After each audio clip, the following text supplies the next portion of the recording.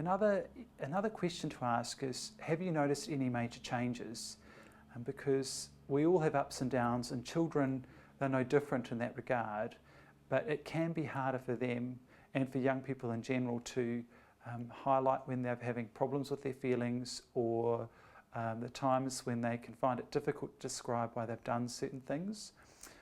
So an example might be when a child is eating too much, or they're not eating very much at all, and that can be natural variation in appetite, but it could also be something else. When I worked as in an outpatient child and adolescent mental health service, we would often ask caregivers or parents to compare their individual child's behaviour to how that child normally acted.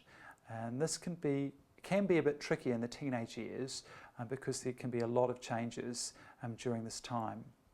So a practical tip is, if you have noticed considerable changes in things like eating, sleeping, emotional regulation or physical health, is to seek professional advice. A good person to see is your general practitioner or a practice nurse. Doctors are particularly helpful because they're primary healthcare professionals, and they can diagnose and treat a range of conditions, and they can also refer on when necessary.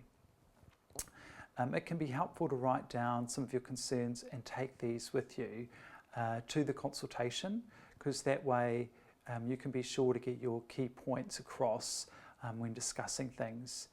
And as a general rule, it's better to go and seek help even when things don't seem that serious. It's better to get that help earlier than to wait and have things get a lot worse. If you enjoyed this clip, feel free to follow the links on screen for more interesting articles and free courses from the Open University.